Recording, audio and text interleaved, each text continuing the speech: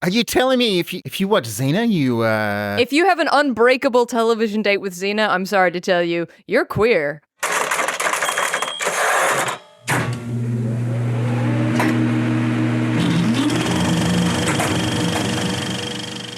Hi, I'm Stu Willis. And I'm Chaz Fisher. And I'm Mel Killingsworth. And welcome to Draft Zero, a podcast where three emerging-ish filmmakers-ish try to work out what makes great screenplays work.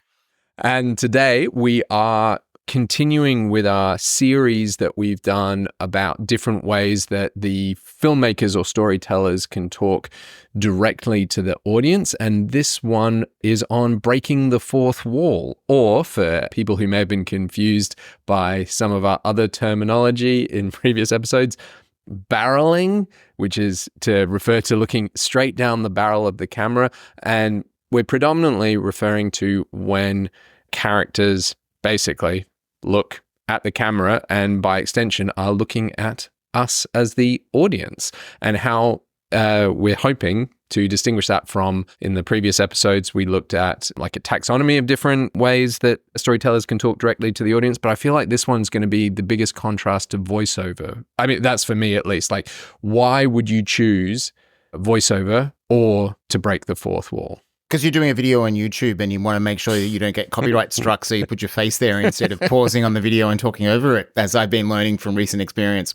And some do both, which is a lot of fun, but some choose one or the other, and some, vary back and forth. Just jumping in quick to note that this episode, as all our episodes are, is brought to you by our amazing Patreons. If you want more Draft Zero more often, check out the Patreon link in our show notes. And one thing that you'll find there for free is our response to this question by top-tier patron Alexandra, which, as you'll hear, strongly relates to this episode. Hi Chaz, hi Stu, hi Mel. I've been very much enjoying your deep dive into all the various facets of talking directly to the audience, and it's got me pondering, namely, I wonder if direct address and voiceover aren't distinctly separate mechanisms, but lie more on a continuum. For example, the address to the reader/audience is an old literary trope that stretches back to the invention of the modern novel in the 18th century. Lawrence Sterne's Tristram Shandy from 1759 is a celebrated example. And of course, addressing the audience directly in the theatre dates way further back to Aristophanes in ancient Athens. All of which is to say that the so-called neutral third-person narrator, be it in a novel, theatre or film, and who doesn't directly address the audience is actually more the exception rather than the norm, and it's quite a recent norm at that. So one of the things that's notable about a Fleabag or Ferris Bueller's Day Off or Wayne's World, especially funny games, is that the character addressing the audience knows not only that they're in a work of fiction, but more specifically that they're in a film or a TV show, which is an even more direct form of address than the more literary narrator, like in Barry Lyndon or True Grit, who's using that sort of 19th century dear reader mechanism rather than a dear film viewer mechanism. All of which suggests a further question. Is the viewer being addressed a communal one, as in all you viewers at home, or is it a specific one, as in you Chaz, or you Stu, or you Mel, the individual? So what's so chillingly effective about the direct address in funny games is that the viewer can't hide in the crowd and the cinema audience, but is accused individually of being complicit in the violence portrayed on screen, which is, it seems, rather rare in either film or literature. If you want to hear our answer to that amazing question, please go to our Patreon link in the show notes. All right, Patreon plug over, back to the topic at hand. So Mel, what have we chosen? Yes.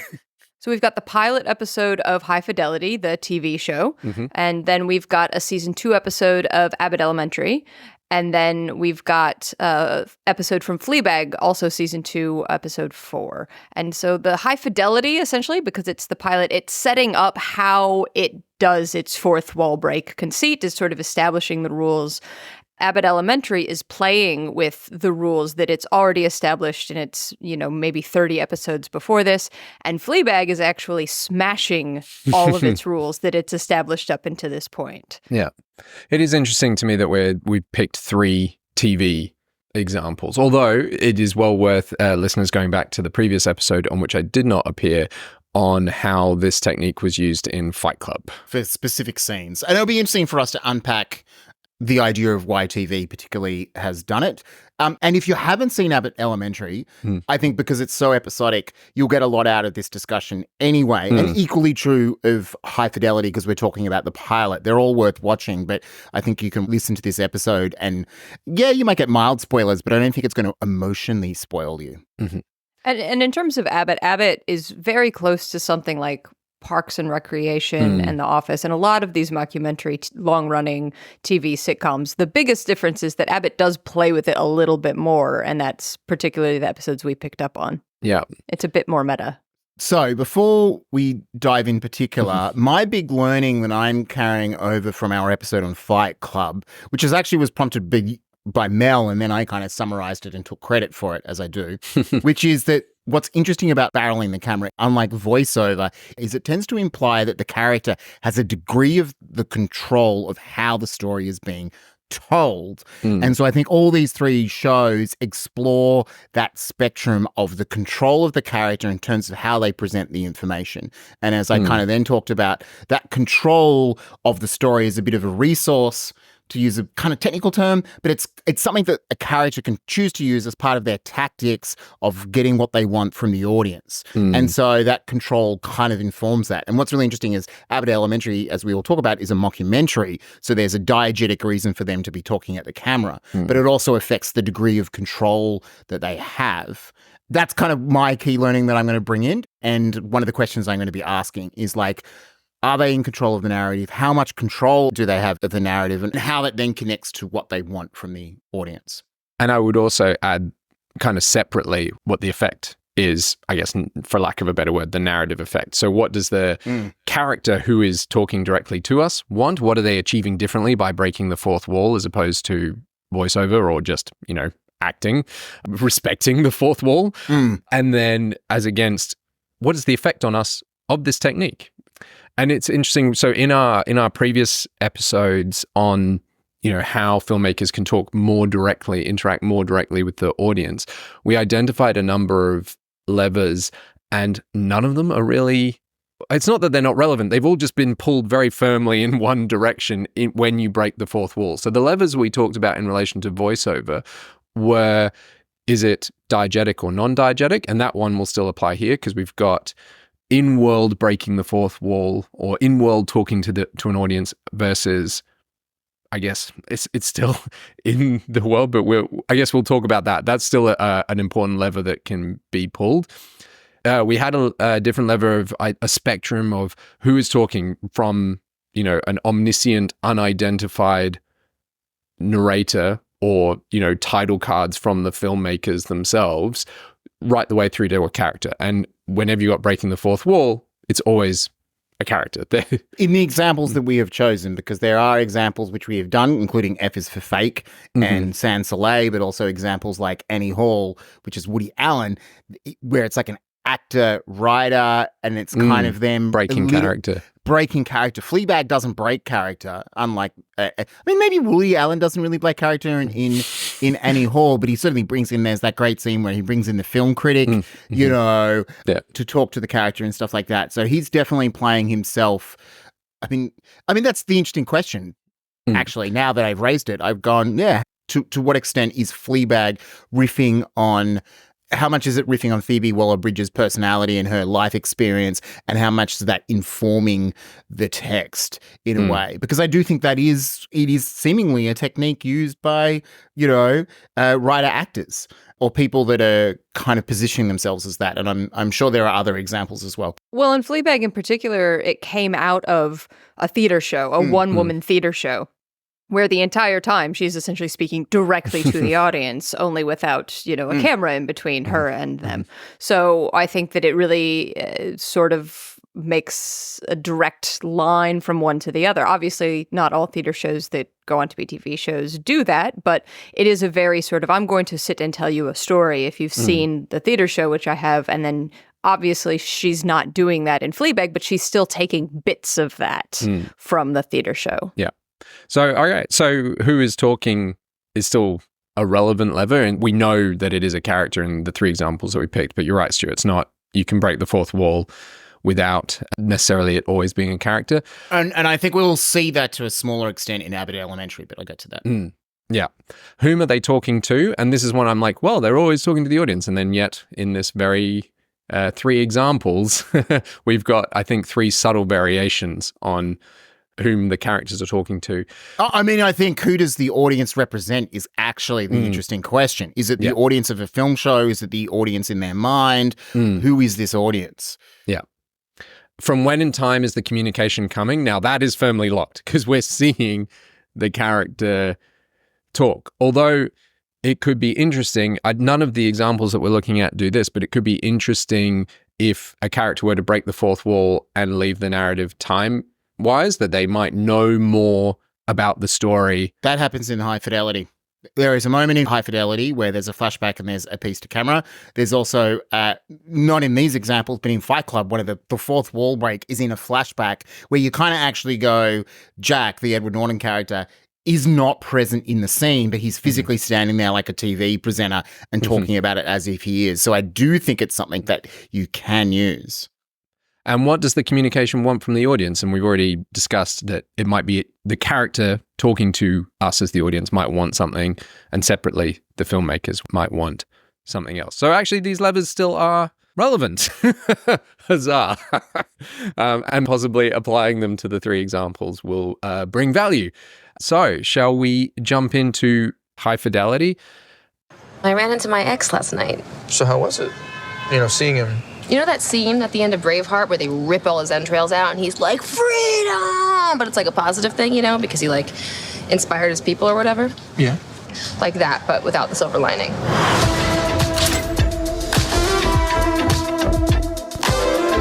We got a little bit of everything. Punk, electronic, hip-hop, rock. To quote our Lone Yelp review, decently curated cuts, unpretentious location, owner's a little rude, 2.5 stars. You guys have a bathroom? If I let you go, I gotta let everybody else go to the bathroom, and I can't do that. But I'm the only one here.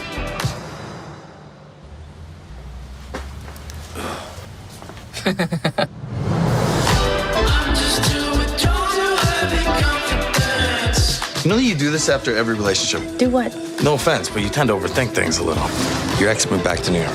It's cool he's back in town. We were both so whatever about that Lily girl. What?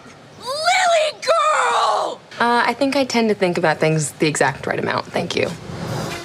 It's not the most straightforward of the examples, but at least it's one single character and whom they are talking to does not change.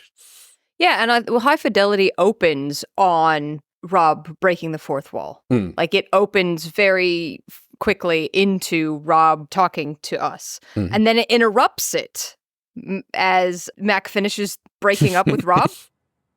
My desert island, all time, top 5 most memorable heartbreaks. In chronological order are as follows. Kevin Bannister, Kat Monroe, Simon Miller, Justin Kidd. Okay, that's everything. I think. I mean, you don't have to go this second. I don't know, but I think it's best if I do, so. Just stay for tonight. No. Okay, just stay for a drink then. I don't think a drink's gonna do it, Rob. How about 2 drinks? Jesus Christ, can we just make this just a little bit easy, please? Oh, I'm sorry. Is this inconvenient for you? And then Rob returns to break the fourth wall to finish explaining. I see her.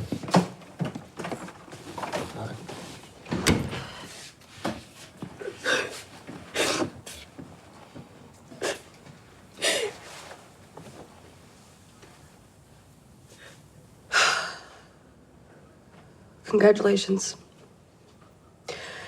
You've made it to the top 5, Mac. Number 5. With a bullet. Welcome. And Mac is unaware of to whom Rob is talking. So it sets those 2 things up very quickly. Rob is breaking the fourth wall, talking to us, and other people within the world seem unaware that this is happening. And it's very much not explained within the film what Rob is doing. It feels almost though like an internal monologue, the way that Rob is talking, how things are phrased, talking about her process, the way that she likes to list things both in her quote unquote normal life and as well as that carries over quite readily. If you've seen the movie, then the first 2, maybe 3 episodes of the TV series basically cover the same sort of ground and a lot of very similar things, and then it sort of breaks away. But if you've seen the movie, it's quite similar. Should we actually summarize the series rather than just diving straight into a scene? It's how it opens. It is how it opens, absolutely. And I'm going to be like, you may be wondering how we got here, and then I'm going to explain the context for it. It's based on a 1995 novel the same name by Nick Hornby. And what's interesting is I do think the novel has that kind of like quasi, maybe semi-autobiographical quality, which is kind of why the internal narration kind of has that feeling. And it's basically about a character, Rob, who owns a record store, and it's her kind of revisiting her past relationships, right? And the kind of the connection of her relationships between music and popular culture. That's kind of the overall show, right? It's not quote unquote plot heavy. The first episode, she starts with this breakup, as you just talked about, with Mac, right? Then it kind of goes to explain her breakup with Simon, who turns out he realizes he's a gay man, and he starts working at her record shop. She has a date with a character that took me a long time to realize was from White Lotus, because he's less of a jerk. So this character is Clyde. They go on a date at the beginning. She thinks he's ghosted him, and then he kind of comes back at the end and turns out he's actually kind of a nice guy. And then, so you get this sense of like, she's like, oh, maybe I can explore this. And then she runs into her ex, Mac. And then we set up what I presume, I've only watched the first episode, is going to be the central conflict of at least a few episodes, which is her trying to decide between getting back together with Mac, her ex, or exploring a relationship with Clyde. As an aside, it's very funny to me that you think that Jake Lacy is an asshole, because in every other thing he plays, he's the nicest possible. Like lots of rom-coms, really lovely guy. And so White Lotus was casting very much against type, because I'd seen him in a bunch of rom-coms and a bunch of other things. So it's pretty great. He was in Girls as well, wasn't he? I forgot that he was in Girls. Yeah. What I would say as well is the framework of the book, the movie, and this pilot, and as well as throughout the episode, and Mel, you've already mentioned it, is Rob likes to make lists. It's also, everything is kind of tied to music. Rob owns a record store. The characters work in a record store. They're often making playlists or mixtapes or writing lists of whatever is they're going through at the time and linking it back to music. And the list for this episode was her top 5 breakups. And for me, the reason why I'm going to state it up front is that all the different iterations of this story is about Rob trying to overcome their very internal barriers. So in this version, the TV version, Rob states that the breakup with Mac was so painful that she will never swim in deep waters again. Truth is, I've been completely out of my depth.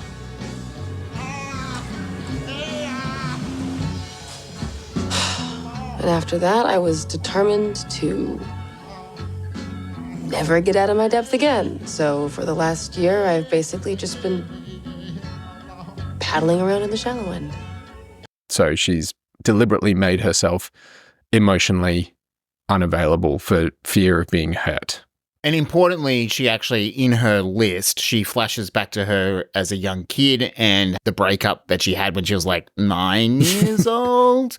Part of it is like, you're meant to be like, you're still not over that. Your relationship that lasted 6 hours. And importantly, the kid at the very end, the button of that flashback is the kid looking at the camera and saying, "What a slut."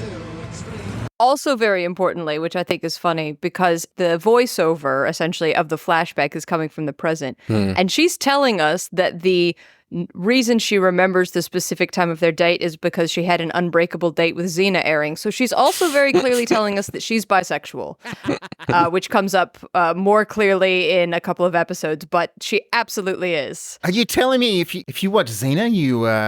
If you have an unbreakable television date with Xena, I'm sorry to tell you, you're queer. I don't know how it manifests exactly, but that's just a fact. Science. But wasn't breakup number 3 was with Kat? Comes up soon, yes. So the main reason why I'm talking about that, and I actually love, Stu, that you brought up the kid, because it shows the rules in which they're breaking the fourth wall. Because when in flashback... that's the only flashback where Rob is not playing herself. But from memory, Rob doesn't break the fourth wall in any of the flashbacks except that one. When they're in the flashbacks, they're generally in voiceover, her relaying what has happened. And the point I'm making here is, for the most part, it feels like that breaking the fourth wall is coming from the narrative present. But the kid breaks the fourth wall separately. And that's the joke, Yeah. right? I think is the kid, as you say, it's kind of her internal narrative. And I think that's important to compare to Fleabag, because at least in the Fleabag episode we rewatched for this, the flashback that's at that does not have Fleabag looking at the camera at all, right? It's completely there is no fourth wall break, right? Which I think kind of connects to the idea of what Fleabag is doing. So I think what you talked about, what are the rules around the fourth wall breaking, is something that you can ask themselves. What is breaking the fourth wall meant to be representing, or who is the audience representing? And I do think, well, I'm going to dive into it now, even though we're still just on High Fidelity. There is a difference between how they shoot the talking to the camera and the barreling in High Fidelity and in Fleabag. In Fleabag, the camera is often at her side and she's glancing over her shoulder, behind, or glancing to the side, etc., etc. In High Fidelity, it's largely kind of shot front on. Like, broadly speaking, it's not meant to be like quick asides, because I think the big difference between High Fidelity and Fleabag in terms of their intentionality around the talking to camera is that Fleabag has effectively got like intrusive thoughts. She is speaking just her mind in the moment, right? In High Fidelity, it's Rob kind of trying to understand her story. And so she's kind of telling the story as a bit of a process. She is thinking with her mouth open, and right? It's kind of like how she would do it to a therapist, I guess. Yeah, absolutely. And the reason why I bang on about it a bit is they have picked a point in time when the fourth wall breaks are coming from. They are immediate, right? When Rob breaks the fourth wall, she's very much in the moment that we are seeing narratively as well. So you're talking about that very opening one. She is crying. She's in the middle of a breakup and she's listing her breakups. She finishes the breakup with Mac and then says, all right, the list has changed. Well done, Mac. You've made it to number one, right? You've made my top 5 breakups. It's in that instant. And that's why I'm kind of banging on about the flashbacks a little bit, because I think it would be very different if, like Woody Allen in Annie Hall, those breaking the fourth walls, who Woody Allen is when he's breaking the fourth wall is not necessarily the character he is in that very instant. Whereas in both High Fidelity and in all 3 of the examples, and in Fleabag and in Abbott Elementary, whenever a character is talking directly to camera or looking at camera, they are in that narrative moment. They're present tense, I guess. Yeah. And the immediacy of it is, I think, the big difference I've taken out of this from voiceover. Yeah, and I think, look, High Fidelity in particular uses voiceover in those flashbacks, right? And so then it will kind of have her in the moment, and I think we're kind of assuming that the voiceover is it starting with a piece to camera, we go to the flashback, we now hearing the voiceover, we're still assuming it's coming from that singular moment in the present tense. It's not coming from her from episode 8, right? Yeah. It's coming from this specific scene. So the piece to camera helps us understand from when in time the voiceover is coming, right? And then it does give them the option. I haven't watched the whole show yet, and I think I probably will now, but it wouldn't surprise me if there is just another piece to camera or 2 in future flashbacks. It wouldn't surprise me. Like, it doesn't feel completely uncharacteristic, right? Because I mean, they've set up that contrivance right in that first flashback to her as a child. But I imagine even if there was a breaking the fourth wall in a flashback, it would be Rob from the narrative present, not Rob from in the time of the flashback. I don't know. I haven't seen the whole show, so I can't speculate other than what I've seen, which is that she does it as a child, right? Yeah. Because it's the child using adult language. It does feel like this is her from the present putting words into the mouth of her as a kid, as a teenager. Yeah. There's one other moment which I do think, if we're talking about the levers that it pulls, it's kind of a clever bit. I don't think it has a huge meaning to it, but there's a use of the diegetic music, which sounds like a soundtrack, because obviously there's a lot of music that's played on records and played within the show, but then there's also a soundtrack. And then there's a moment where Rob sees Mac and there's a song playing, and then she takes her headphones out and suddenly the music gets quite tinny. Mac.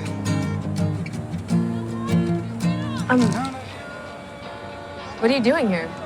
So it's almost that we are within her headspace there. And it's this diegetic, non-diegetic music. It's the filmmakers playing with what we're hearing and then she's hearing as well. And that because that is our point of view character and the only one who breaks the fourth wall, which I just thought was a bit of fun. And it's something that shows do even if there are no fourth wall breaks, but it feels like an extra little punchy bit of, you know, if we're hearing her constant talk and she's constantly talking to us, it's like, oh, we're with her in that as well. And then she sees Rob and takes them out, and it's breaking that moment as she starts talking to Mac.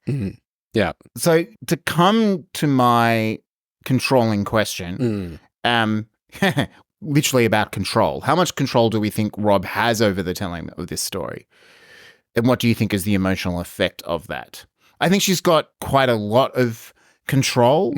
In fact, I think, and we'll get to it when we finally get to Fleabag, I actually think she's possibly got more control over the telling of the story than Fleabag does because of what it's trying to represent about her psychology. Yep. Right? We see everyone from her point of view, all the flashbacks. Like, do we really know that Kat was that much of a dick? Maybe Kat was, maybe Kat wasn't. But either way, the only knowledge that we have about that breakup and all of the things that led to it is from Rob, not just Rob's point of view, but Rob directly telling us this is what happened.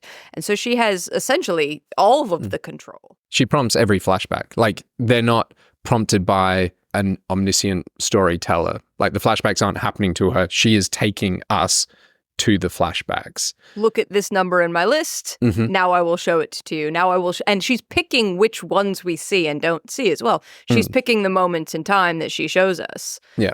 So it's all to present herself in a certain way, or her experiences in her way. Referring back, Mel, to the moment that you picked up where she takes the headphones off and the score becomes diegetic when she bumps into Mac, she is deliberately told that moment out of time, because we see her go on the date with Clyde and all of that's playing out and she's hurt her hand.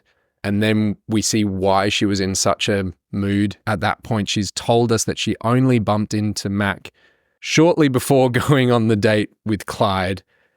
And she tells us that later. It supports her story and supports her telling us these things. Yeah, absolutely. So I'm going to draw an interesting distinction here because I think you're right. I think she is in control of the telling of the narrative, but I don't think she is really that in control of the filmmaking per se, right? Like, I don't think she is going to do like the Fight Club moment where it's like, hold up, rewind, and you kind of have that kind of metatextual stuff. This is my impression, right? That she's in control in the telling of the narrative and the part of the kind of like more unadorned style, and part of that more presentational style where the camera's just sitting there and she's looking at more directly on is to indicate the fact that she's just telling the story. Yeah. That the camera isn't something that she has control over. She doesn't have control of the camera and the editing or the sound or any of that stuff. Her control is limiting to the presentation of the information to the audience.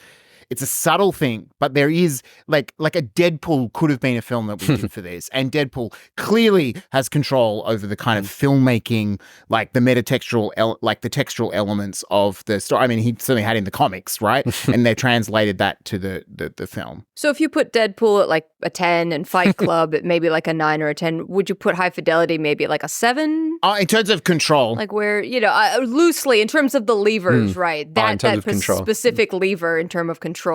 Yeah, I think that's a very fair distinction, a good distinction. I think it's useful because I think you'll see there's like a flip side to that in kind of like the inverse to that in Abbott Elementary. And I think it's kind of interesting because Fleabag kind of plays with that, which we've already talked a little about in Fight Club, but we'll unpack that a little bit more. But I think, Stu, your question about whom are they talking to? Like, who does the audience, us as the viewer being eyeballed and spoken to by Rob, who do we represent? Because if we represented the audience of the TV show High Fidelity, then she would have the control over those things because she knows she's in a TV show.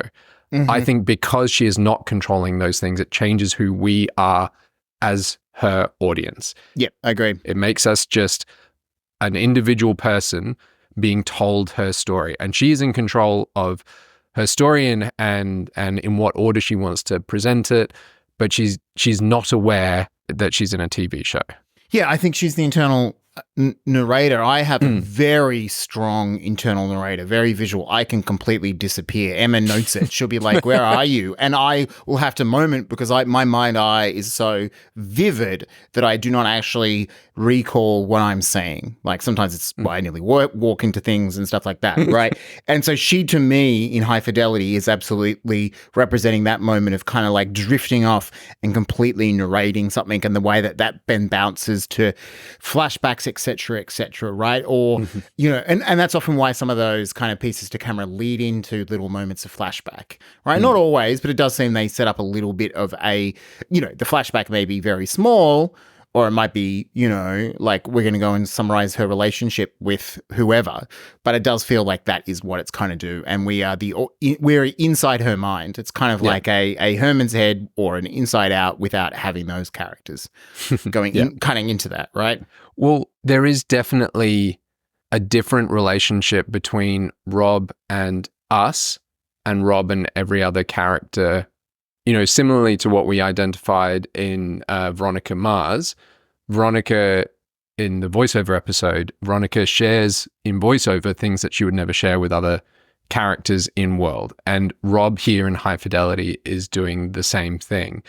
And it seems so obvious to say it's dramatizing the internal, but it's doing so in a way that I think, I'm trying to imagine what this story would look like without the breaking the fourth wall. And I still think it would be great, and I still think it would be interesting, but we would not get the access to Rob's internal journey in anywhere near the same way because of this narration and how she's sharing her emotional present and her internal narration with us. Or the nature of her kind of relationship dysfunction. Well, that's bang on, because the best bit of setup that this does from a craft perspective. So we've got, Mel, you've already talked about, it opens with her breaking the fourth wall in an emotional present, and we've got the breakup. It then cuts to a year later, and she has a call with her brother, and she lies to her brother about going on a date. And then she talks to us, telling us, I could go on a date. And then it immediately cuts, and we now know later at the end of the episode that she's actually deliberately not told us what happens in the intervening time, which is she bumps into Mac on the street. But from us as the audience, it immediately cuts to her going on a date and talking to us saying, I'm not ready. I could have a date if I wanted to.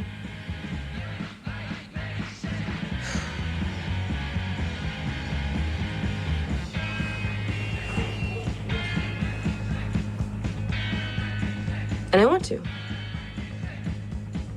Because I'm fine.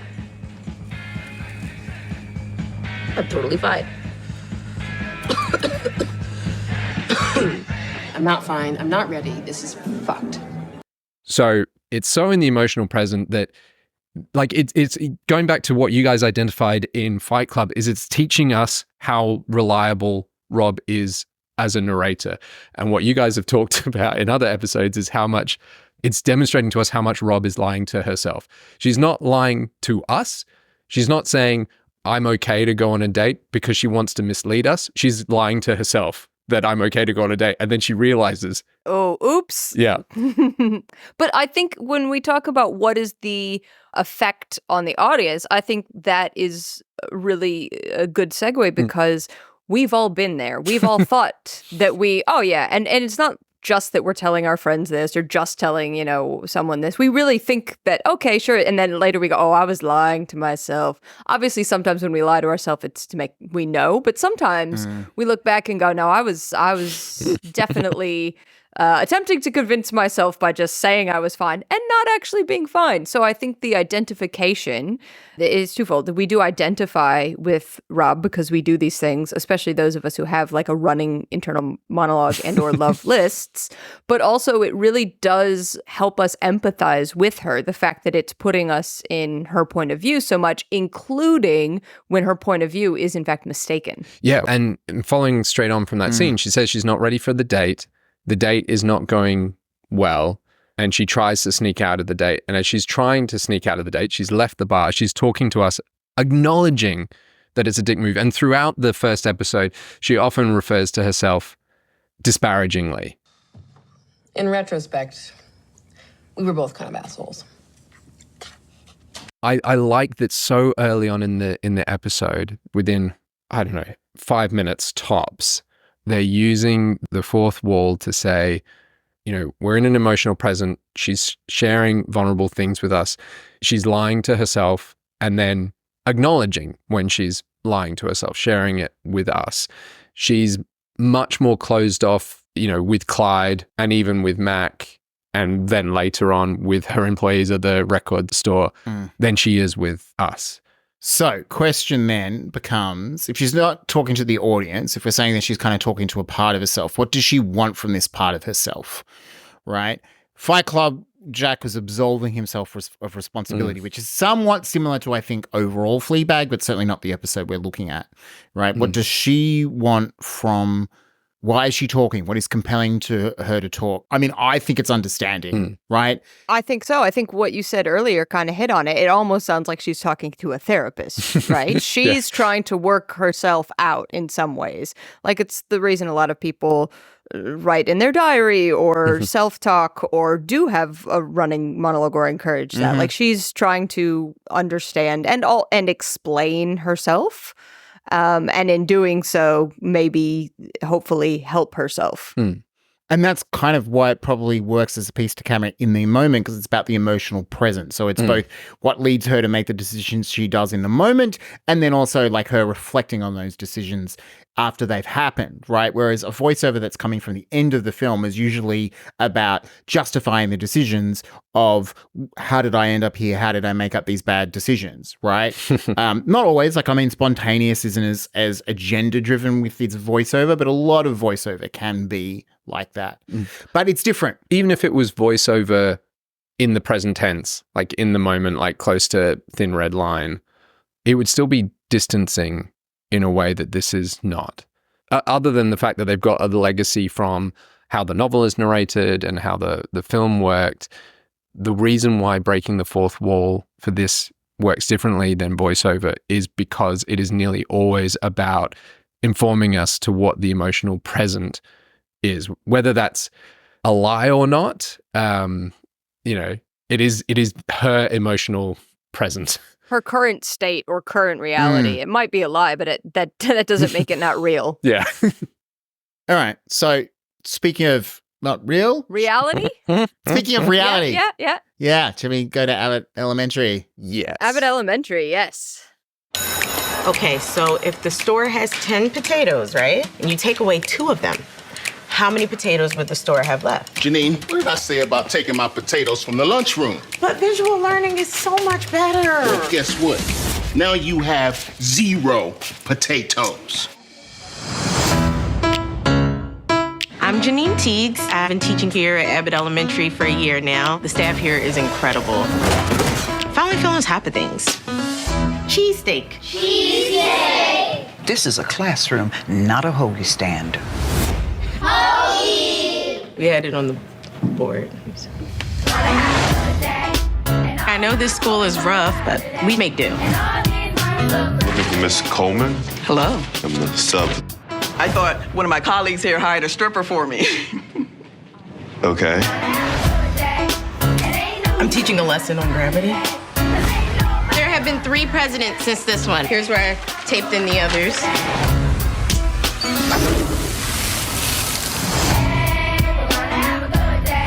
We do this because we're supposed to. It sure ain't the money. I can make more work in the street. Easy.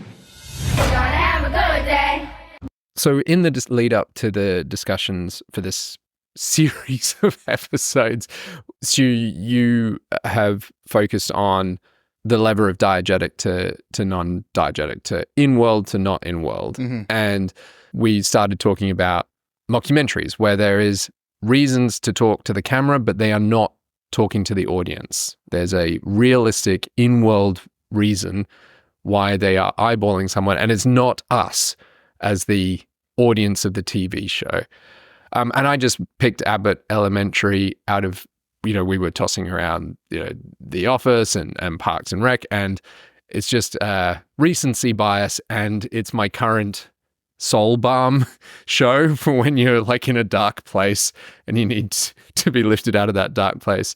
It's Abbott Elementary, it follows the teachers and principal of a primary school in Philadelphia, a public primary school, which is important for the episode that we've chosen, which the episode we've chosen is Ad Attack, which is in season 2. Is it episode 7? Yes. And it's the reason why I picked it is because the fact that they are being filmed and followed by a camera crew becomes an important plot point in the actual show. So in this particular episode, an attack ad from a charter school comes out, and they're going, how did they get all this footage of us as teachers in this attack ad? And it turns out that they all just assumed that the camera crew for the attack ad was the same camera crew as the mockumentary team. Including the fact, which of course is amusing to anyone who works in film and has worked, that they signed release forms. Yeah. To be clear, this camera crew trespassed, right? Well, actually, I let them in. Okay, but they used your likeness without consent. Yeah, well, we did sign these. But they misrepresented what they were doing? Well, they did say they were coming to get footage of us, which they did. Yeah. Okay, so what I'm seeing here is you guys just failed to pay attention to what was happening. You have absolutely no case, and in fact, according to this, you might each owe Legendary Charters, $200 for crew fees. For what? They're like, oh, can't we take that out? And they're like, no, I signed the forms. We thought, because they thought the producer just asked him to sign more forms. You get to a point where you're just like, yeah, you're just signing your life away all the time. So they're like, oh, we could just have them take the footage. No, they have legal right to all of this footage in every way. Here's all of the paperwork that you signed. Yeah. And it has that amazing line from Ava that we'll excerpt. How did they even get this footage? Yeah. A camera crew came in. I thought it was one of them. Oh, like y'all can tell these moderately attractive white men with beards apart. What's even under there? Oh, soundies. Yeah, I get myself confused with other people all the time. Well, didn't we post on our Discord that picture of Jason Alexander looking with the, exactly like you? Hey. Not exactly. He's got a little bit more hair on front with that incredible Criminal Minds white hair. Yeah. Anyway, so just to add to the summary, the main characters are, there's a quintet of classroom teachers. So Janine's the lead, and she's kind of really the point of view character. She started teaching at the very beginning of the series, and so this is her second or third year now. And then Greg, with whom there's a unresolved romantic tension. Barb, who is the very experienced kind of super teacher that everyone respects. And who are the other two? Miss Chimenti, the kind of Philadelphia cliche. Philadelphia and Italian cliche, bless. Melissa, and the principal's Ava, right, whose idea is to do the documentary. So in the pilot, because I watched the pilot to hear the setup, and then I watched the attack ad episode, it's Ava's idea to bring the documentary crew to kind of bring attention to the plights of being a inner city public school. And it kind of works because Ava, as we'll see out, is kind of a tone deaf principal. She's very kind of I'm not even sure she means well. There's kind of like a narcissism to her, particularly set up in the pilot about it. And so that's why she's brought. So they've even set up an in-story world reason for why the documentary crew is there, right? And also why they have so much access. And there's 3, I guess, styles. I don't know about styles is the right word, but modes. Yeah. So there's the traditional mockumentary. The bulk of the narrative is a camera crew following around and the characters somewhat behaving as if there's not a camera there to an extent, as much as they can. And then they have pieces deliberately to camera where they've been sat down, often by themselves, to give an interview. And then there are these separate moments where, and there's so many laughs in them, but it's definitely going to be something that I'll focus on in my key learnings here, where the characters remember that they're being filmed and then they look down the camera. And it's often not to say anything at all. It's just this silent acknowledgement that, oh shit, this is being filmed. So, like, I think that this episode is a great one to pick because it's got 4 really clear examples of all of those. But Stu, did you have something before that? Yeah, I'm leading with my thing about control, right? Do they have control over the story or over the narrative? And the answer is neither particularly. This is what makes this such an interesting form of, and I think maybe the appeal of it, is that the characters can obviously have control over what they say, but I get no sense of this feeling that they have control of how their story is being represented in terms of the filmmaking or otherwise. Okay. And so that means like to have a hypothetical moment, and I can't remember if it even happens in this episode, but like where a character has a breakdown and runs off, the camera in this story is completely within the rules of the world. So like, I'm going to be intrusive and follow them into the bathroom where they're having a breakdown. I don't think this happens in an episode, but it's an example of something. Whereas I think in High Fidelity, if she was like, I'm out, nope, and doesn't want the camera to follow her, it wouldn't. Right. I think Fleabag is interesting because I think there is possibilities it would, right? That the camera is a little bit, because I think Fleabag psychology is a little bit more intrusive thoughts. And so I think the fact that the camera crew here has a degree of autonomy over the storytelling just gives us access to the characters more differently. And it's an ensemble.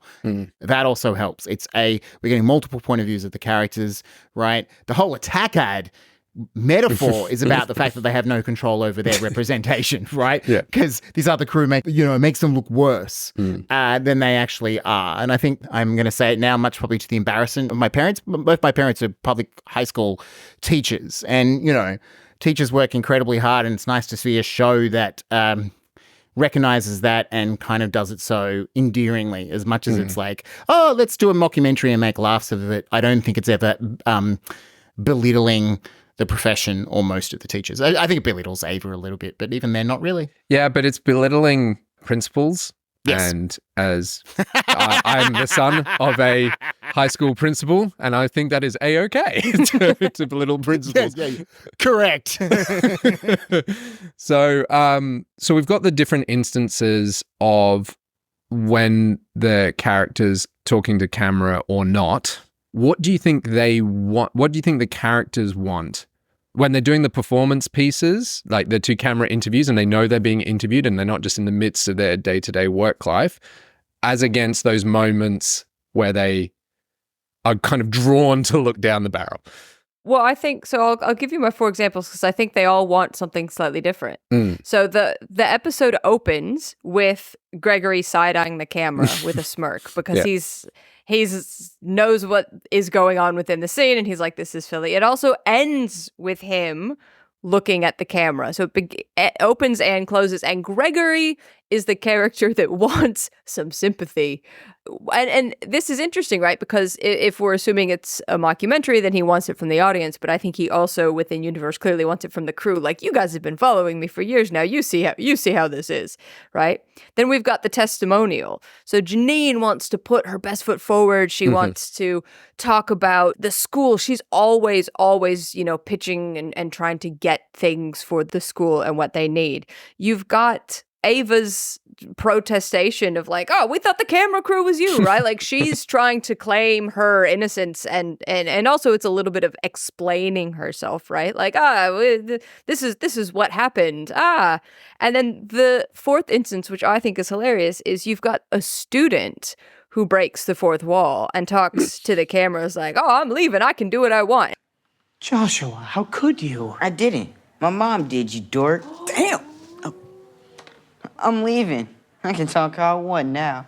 And he is just, he's clearly the class clown. He's got an audience. It's not just us. For him, it's the camera crew, so he's trying to get that bit of attention and, I'll be on film. I'll be, immortalized forever, the same way that if you're filming outside, you have everyone driving down the street, honking or trying to jump in front of the camera or annoying news reporters or whatever, right? Like, let me have my 5 seconds, notice how funny I am. And I think so what they want is all contextual, and I think changes depending on the character and depending on what they're doing. But it uses all of these different techniques, not just different characters and different wants, to sort of move that lever depending on how they're addressing and what they're saying as well. I'm just going to insert myself here just because my ADHD brain says go, and before I've forgotten it. I think what's interesting about this is a metaphor which like not a metaphor, but coming to the agenda. What does the person talking? The filmmakers have an agenda, right? As in the documentary crew, I do think is trying to make this school look good. Like it's trying to be warts and all, but there's a humanist quality to what they're doing. And that is shown up in contrast to the attack ad, where is it? The schools are called Legendary. I think it's not Tarek. I can't remember the name. Draymond, maybe? Yeah, Draymond. Yeah. The CEO of the other schools. It reveals that basically he's trying to poach Barbara, the best teacher. He's the only one that she looks good. And he's trying to, in a way, get her to come to the school. So obviously the agenda is don't send your kids to Abbott, send them to us. But also I think there's a more subtle thing going on about where he wants Barbara to come and work with him.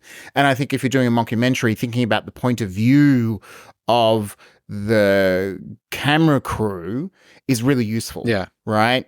I think you kind of got to have a point of view about what is their agenda here. What is it that they want? You've mentioned the pieces to camera. I mean, Draymond does have his own pieces to camera. We've got the class clown. We've got the opening where Ava is talking about that interview where she's going to get all of her ex's stuff out of her apartment. Janine's getting all of her ex's stuff out of the apartment. Thank you. Janine is. Tariq is in town, so I asked him to grab the rest of his stuff. I decided that when your relationship is 100% over, your ex shouldn't be keeping like 90% of his things at your place. His Pokemon plush toy, Charmeleon, he said it was the only thing that understood him. Dragon Ball Z, Gundam figures, Attack on Titan, a lot of anime. Wait, I think the last one was manga. He would always get sad when I confused the two.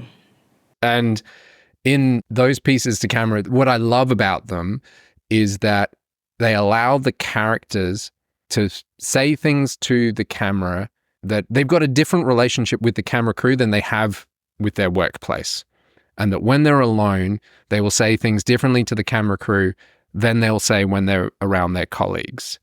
And it's still performative, but that is Janine lying to herself, because then the whole episode arc is about her like potentially slowly getting re-entangled with her ex and everyone trying to stop her from doing that.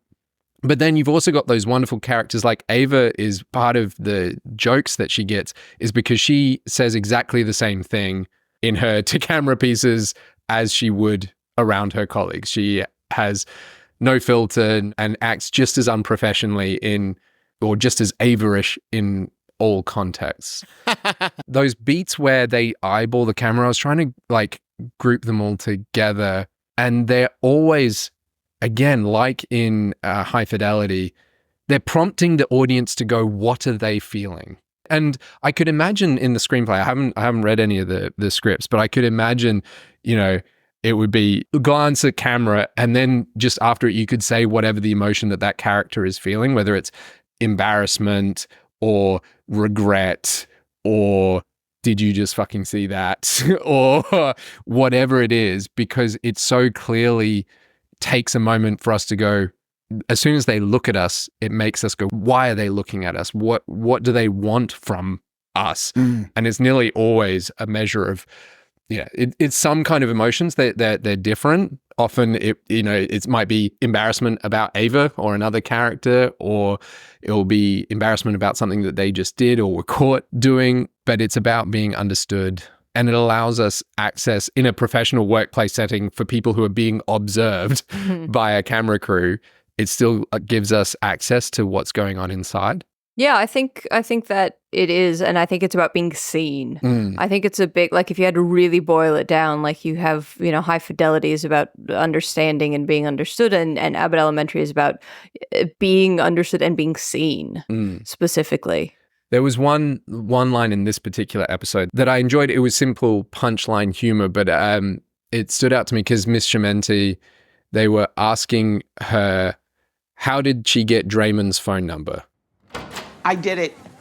I found the dirty rat in charge of Legendary Charters. Melissa Chimenti comes through again. How'd you do it? Oh, I've got my ways. I Googled it.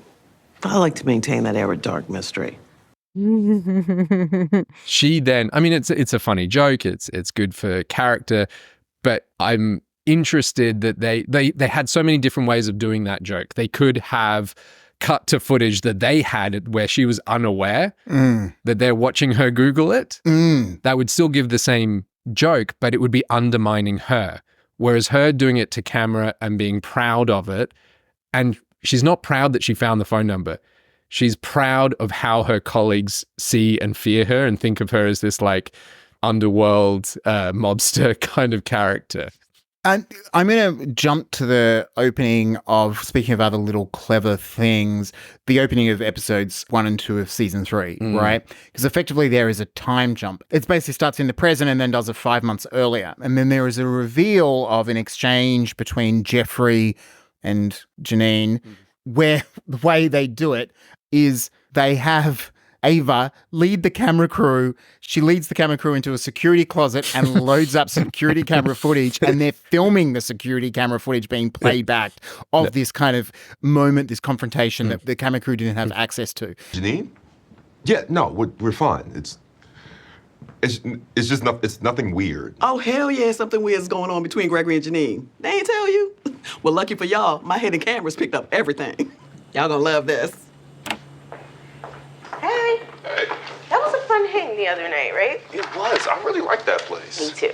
And I thought that was just a great found footage solution to the problem of we want to have a moment of intimacy between these characters, right? Of actual genuine kind of them revealing their private selves, which I don't think they would have done, but found a really good way to do on camera because there is an awareness of the characters that they are being filmed. And I think that moment would have played differently. And by making it a security camera footage, and we completely believe that Ava's like, oh yeah, of course, one, she's got cameras, but two, that she's like held onto this for 5 months that kind of fills us in. It's a very clever, diegetic solution to the problem, which I think the show navigates very well, which is there's a degree of awareness of the crew with the cameras being around, right? That there is an element of not performativeness. There's obviously moments that they kind of get relaxed, and I don't know if the show does it, but the idea that maybe from episode 1 in season 1 to episode 10, the cast seemed to get more and more relaxed. But that particular moment between Jeffrey and Janine,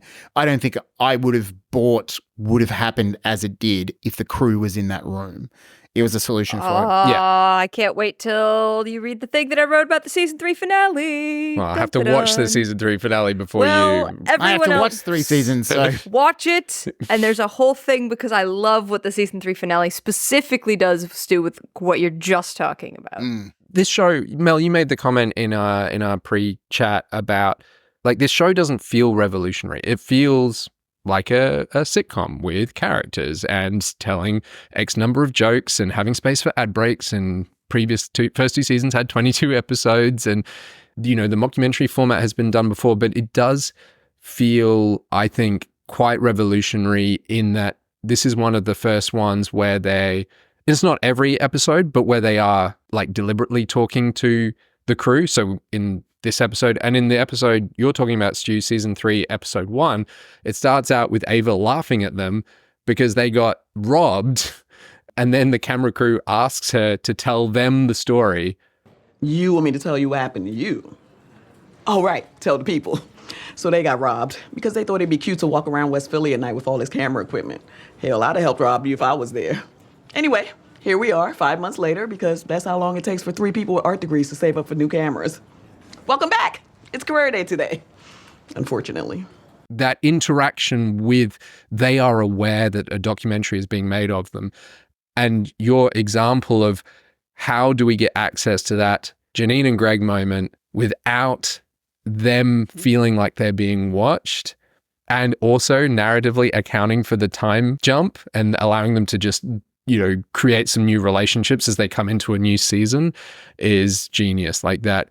Ava's got yet another diegetic camera that some characters are aware of, others are not. And then I just love the coverage of it because she's got cameras on each of them, and the mockumentary crew camera is panning for coverage between the TV screens, depending on who it wants to be, whose face they want to be looking at. It's very playful with the format in ways that a lot of things, like The Office, once it's sort of set up, it sort of stays a lot of the time within that that sort of, space that it's established in the first few episodes, whereas this Abbott Elementary does get a little bit more playful with it. With the form, yeah. I mean, my feeling is that The Office, the documentary, I think the English Office isn't as playful, but I think the English Office actually leans a little bit more into the documentary aspect that the American Office does. The American Office becomes a little bit like, oh, it's just a conceit, whereas I think what they kind of have, I mean, maybe it's just the limited season thing with the English Office. I don't know. It's like the crash zooms in Succession, like they faded away throughout the show. Yeah, the mockumentary element of the American The Office ended up being the interviews, right? That's like what they held the most to for punchlines and those kinds of the characters commenting on stuff and getting humor out of it, as opposed to let's kind of lean into a little bit more into the reality of what it would be like to have a crew here. And I think the meta-ness of them allowing this other crew to come in and they just signed a bunch of forms, it completely tracks. It completely tracks when you get people to sign forms. And even that season 3 opening where we find out the camera crew had their gear stolen, there's and that line about art students, people who work in the arts have to save up for 5 months buy new cameras. There's like, you talked about the fact that there was like, do they interact with the crew? I feel that they do, right? That there is just a degree of it. It's not that the crew is commenting on them, but I feel like there is a little bit of a sense, Ava, particularly in that moment that we talked about in the security office where she kind of like waves the crew over. There's a degree of interactivity there with the crew. I think in terms of that question of who are the characters communicating with when they're looking down the barrel of the camera, it's very different when they're doing those interview performance moments where I'm being interviewed and I know that whom I'm talking to is an audience of whatever this documentary is going to be. They're not talking to the camera crew, but separately, they do have a relationship when they're looking at the camera, when they're looking at the camera crew, and the audience is different. Agreed. This episode of Draft Zero is brought to you by Arc Studio Pro, a modern, fresh app for the screenwriting world. Which, of course, has industry standard formatting, which, that's the bare minimum. But, exciting for us Australians, it has it for both US letter and A4. Crazy. And it also lets you cheat the margins, which is one of my favorite little features.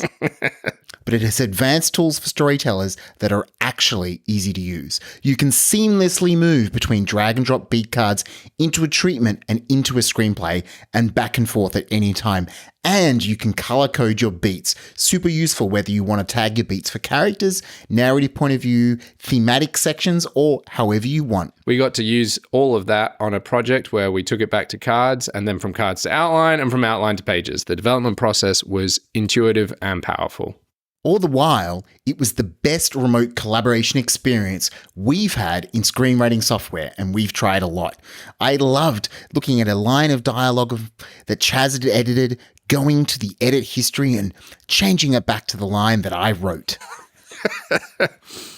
We used the software to present to our producer and script editor at each of those stages, at boards, at outline, and then at pages, who could then leave comments in the app, which is both useful and terrifying. And we could reply to those comments, tag each other to throw each other under the bus, or we could tick them as resolved. It really is as easy to use as Google Docs. And this development workflow has worked so well that Chaz has decided he doesn't need me anymore.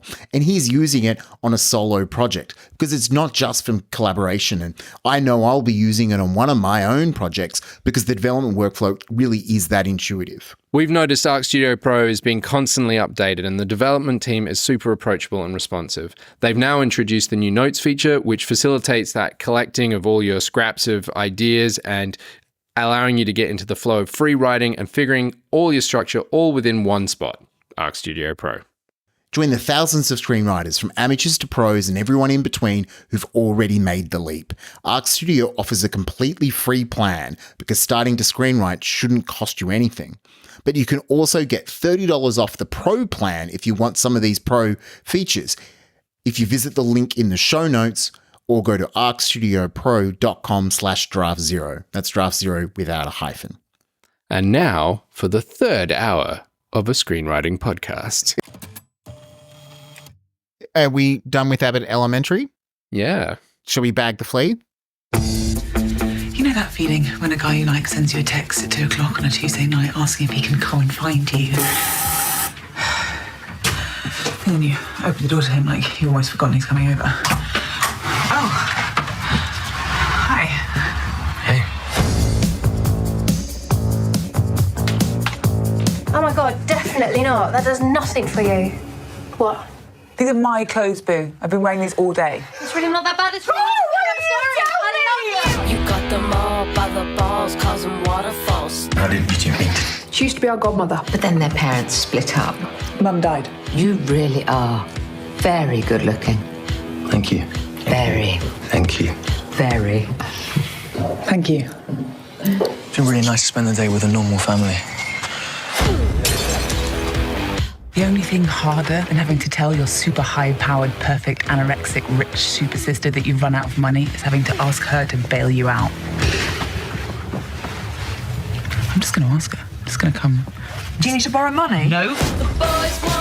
Fleabag. Yeah, so essentially, if we've got High Fidelity establishing its conceit and Abbott Elementary having fun and playing with its conceit, this is the episode where Fleabag smashes its conceit, looks into the fourth wall and breaks it with a hammer. Well, I think it breaks her.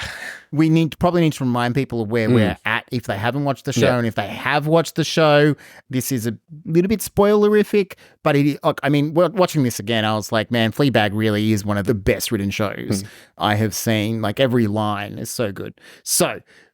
How do we even begin to summarize it? Because it's really what's interesting is season 1 was based on her stage show and season 2 was not, right? Yeah. And so season 1, our point of view character is Fleabag. And in a way, it's a little bit High Fidelity because it's like the story of her broken relationships. But her broken relationships are also with her sister and her father. Her mum's died and her father has remarried her godmother.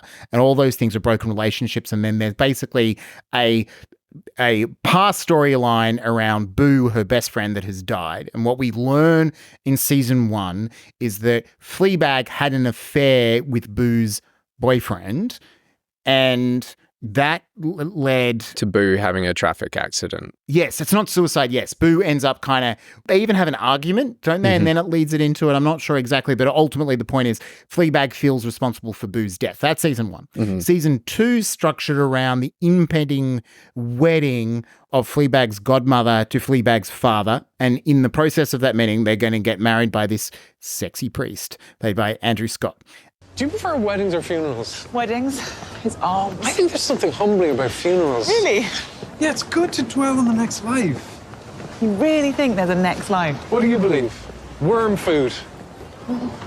Why? Why what? His neck. Why would you believe in something awful when you can believe in something wonderful? Don't make me an optimist. You will ruin my life. Have you been to many funerals? A couple. His neck. And you never felt them go somewhere? No, they were already gone. His beautiful neck. What? What? You just said his beautiful neck. No, I said that they were already gone. Okay. Weird. His neck. His neck. His beautiful neck. His beautiful neck. His arms. His beautiful everything. Andrew Scott, and that's important, but there's also a little bit of a B plot, which is Fleabag, her sister had a miscarriage and Fleabag lied to protect her sister and say that the miscarriage was her own, right? So that's kind of the past thing. And we're in the middle we're talking about episode 4. So we're smack bang in the middle of season 2, which is kind of where we're coming in, where her relationship with the priest is a little bit more cemented. They're very flirty. They're clearly into each other, but we're also going to be getting something about the past, like Boo comes back into this. So I'll say my thesis is what is interesting about this show, and I've been saying it throughout this episode, but I think what is interesting in that Fleabag is ultimately having what I would kind of call intrusive thoughts. This is her internal dialogue, but she's having these moments like the joke about the neck, where she just can't keep on commenting on his neck. She can't help herself from having these kinds of thoughts, and her impulsiveness is actually what gets her in trouble anyway.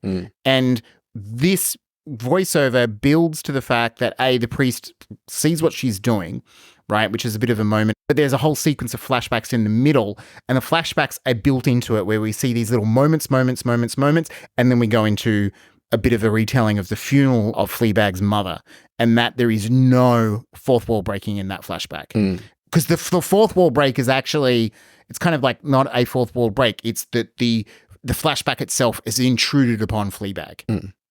So let's share with the audience, our audience, hello audience, why this episode in particular out of all of Fleabag. Because we could have just done the opening episode of Fleabag, and that would be probably have replaced High Fidelity as a wonderful example of fourth wall breaking. It is one character talking directly to us. It's nearly always in the moment that she's talking to us. Her moments where she breaks the fourth wall is always usually commenting on what is happening at that moment. She's usually telling us that she's lying, or sometimes just looking at us to make us laugh. She's involving us in her perspective of the world around us and letting us in on the jokes that she sees. And it's so incredibly funny. But I think the reason we wanted to do this episode in particular is where her asides start to intrude on her life. They're not separate from what is going on with the other characters.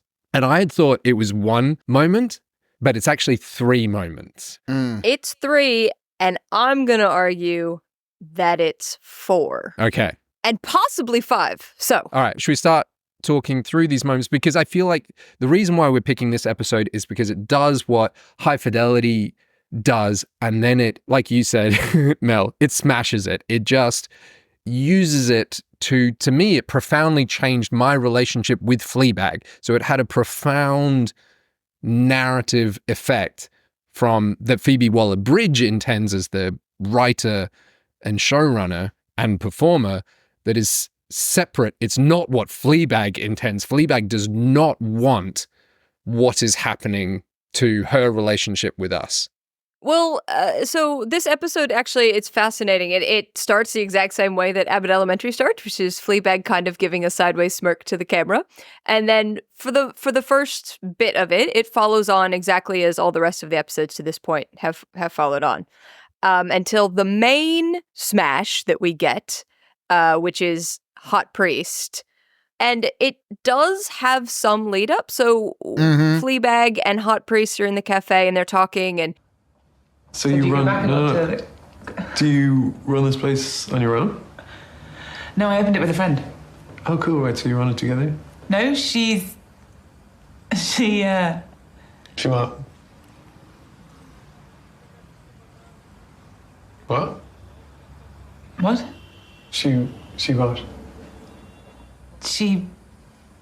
He's a bit annoying, actually. What is that? What? That thing that you're doing, it's like you disappear. What? What are you not telling me? Nothing. Tell me what's going on underneath Nothing. there. Tell me, come on, No. you can tell me. Nothing. Ah, Nothing. what are you doing? No, stop being so churchy. I'm not being churchy, I'm just trying to get to know you. Well, I don't want that. Before that, she comments on his neck to us. Yeah. And he's like, what did you say? He doesn't acknowledge the camera, but he acknowledges that what he has heard, what she has said to us. And so that's confrontational because we're like, oh, when she speaks to camera, are the people hearing it? I actually think, though, and I want to jump back, I think that this had set up in the episode prior that follows through, because in the episode prior, they're in the rectory talking and a painting falls off the wall. She says something about, I don't believe in God, and a painting falls off the wall. And the priest says, oh, I love when he does that. So we're getting something as a response, which that has a follow-up in this episode as well, where at the very end, where another huge painting then falls, which tying those together makes me think that the first setup is actually the episode prior when the painting falls off the wall. You might not think anything of it because it's just a moment. And then you get the hot priest going, who are you talking to? So these are like cracks in the fourth wall that are sort of appearing. You've got a small crack, you've got a bigger crack, and then she goes, what? Nothing. She's very confused. And then he turns and he barrels. Yeah. And he's like, who? What? And he's barreling, but like clearly searching. Like his eyes are sort of going back and forth and his head is searching. And you just see this complete look of utter shock on her face because it's clear that this is not just the only time someone else has looked at, quote unquote, us, the audience, barreled, but this is a new thing for her. It's not like, oh, this has happened before, we just haven't seen it. This is completely new for her. That Hot Priest is breaking that and is speaking essentially to us, even though he's not 100% sure what's going on. I will challenge that because in that cafe scene, and it was Emma pointed this out. So she, as I mentioned, talking about High Fidelity, the camera in Fleabag is a little bit more like Fleabag looking to the corner or something that's slightly out of place. But when she barrels the camera, so there's a shot when she looks directly down at the camera, and it's Andrew Scott that turns over his shoulder and goes, "What are you looking at?" And then we kind of cut to an angle that's basically 90 degrees from that. It's like it's a right angle, and we see him glance at the spot where the camera just was. So I don't think that moment is to indicate that he isn't thinking of it as a camera. He's just noticing that she is looking somewhere in the distance. Where do you go? Where did you go? Yep. She is looking somewhere at the distance and speaking sometimes aloud and sometimes speaking not. Yeah. Right? I think there's a deliberate ambiguity there about whether or not she's talking it or thinking it, but she is clearly doing a Stu and kind of wandering off and staring into the distance. But they do it twice in that cafe moment. Yeah, it's twice in the cafe. So there's one moment, Stu, that you've just talked about where she looks away, he follows his gaze, the camera cuts to a different angle, but then there's a follow-up to that where she does it again and she looks straight down and he follows her gaze and looks down the barrel at us. And he's not looking at us because he doesn't see what she's seeing. The filmmakers made a choice in a visual escalation. Yeah. That the first one is him looking where she's looking and going, what's going on there? And the second one feels even more violent and even more intrusive because he looks at us. Yeah, great. Yeah, and I think if we look at them as the second and third, and the first one is when they're walking outside on the street, the first one could be written off as, sometimes we think we're talking to ourselves or like, oh, did I say that out loud? So the first one, and then the second one escalates, and the third escalates really hard. Though I have a question. I talked about the painting, which happens, there's a painting that happens in the episode prior, and then at the very end of this episode, which definitely also feels like a fourth wall break. And obviously this is an audio medium, so I can't really, but there is there's a flashback where I think that Boo barrels the camera, and it's just a look, it's in a shot, and it's really interesting because nothing comes of it. And Boo is alone in the frame, and it's one of those things where it's a wide enough shot and it's a short enough moment. And also sometimes if you watch things, every once in a while you'll watch something where, especially if you're working with kids or especially if the camera's moving, sometimes actors will glance across the barrel of the frame. But I think especially the fact that it appears in this episode feels very intentional. It does actually feel to me like Boo is the only other person who truly saw, even every once in a while, what Fleabag saw before Hot Priest. And it's a visual cue, it's a brief moment, and it could be written off, but I think the fact that it was chosen to be left in here, I think is very telling.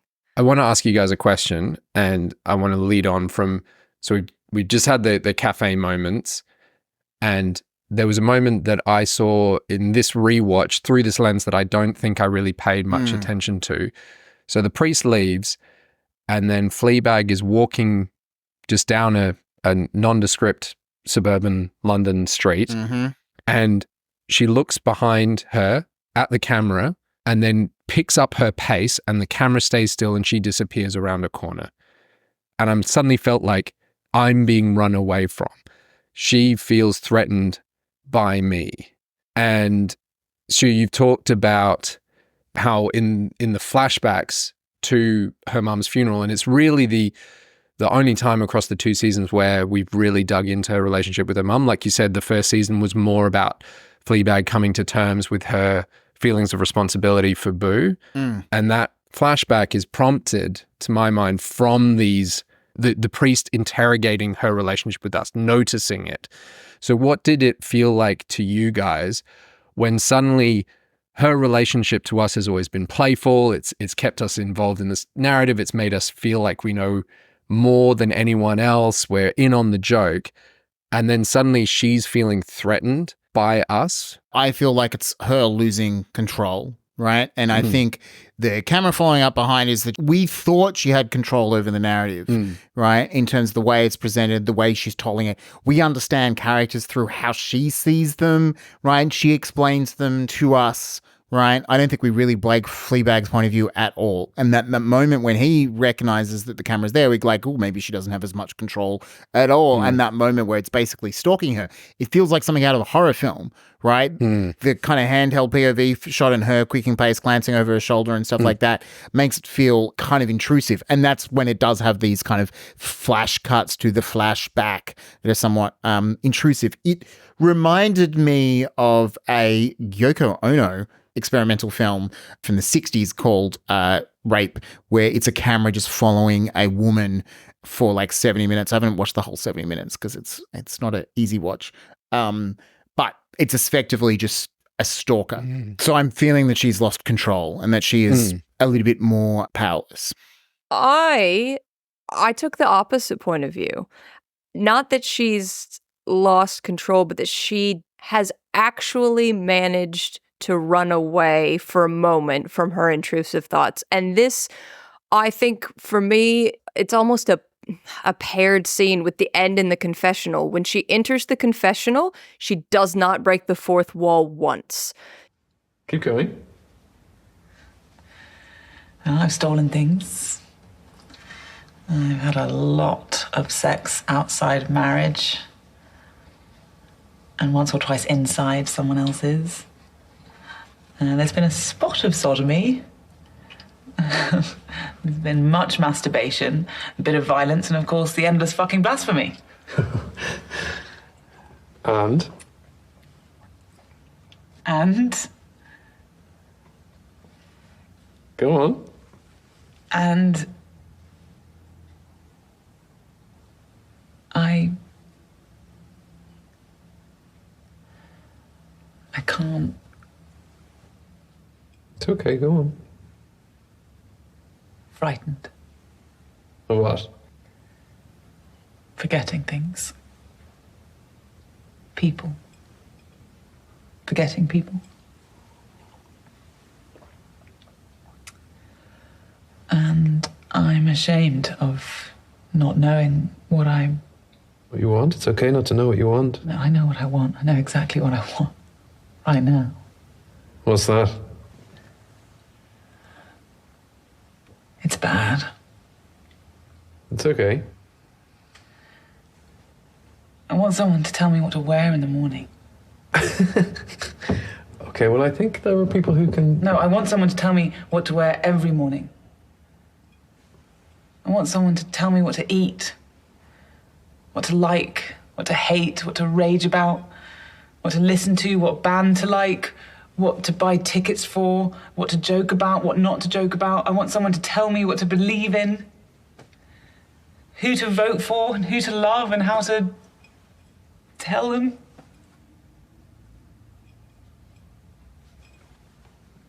I just think I want someone to tell me how to live my life, Father, because so far I think I've been getting it wrong. But I know that's why people want people like you in their lives. Because you just tell them how to do it. You just tell them what to do and what they'll get out at the end of it. Even though I don't believe your bullshit, and I know that scientifically nothing that I do makes any difference in the end anyway, I'm still scared. Why am I still scared? She never breaks fourth wall.